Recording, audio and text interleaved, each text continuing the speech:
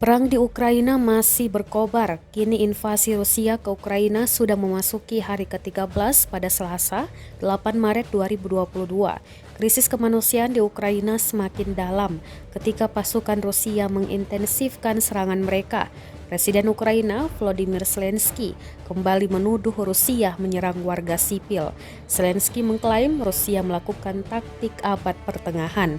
Berikut ini rangkuman informasi terbaru seputar invasi Rusia ke Ukraina yang dikutip dari The Guardian. Presiden Ukraina Volodymyr Zelensky kembali menuduh Rusia menyerang warga sipil yang melarikan diri. Dalam pengarahan video terbaru, Zelensky berbicara kepada bangsanya.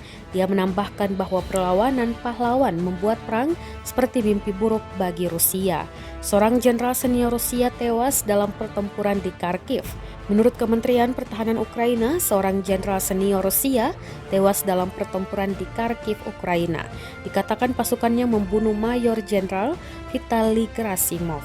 Krisis kemanusiaan di Ukraina semakin dalam ketika pasukan Rusia mengintensifkan serangan mereka.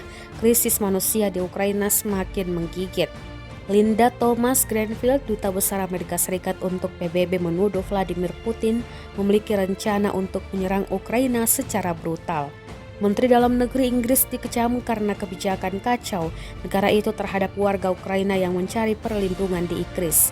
Zelensky akan berbicara dengan anggota Parlemen Inggris pada Selasa 8 Maret 2022 melalui tautan video dan berharap mendapat lebih banyak senjata dan zona larangan terbang di atas Ukraina untuk ditegakkan oleh NATO. Menteri Luar Negeri Cina menyebut hubungan negara itu dengan Rusia baju besi.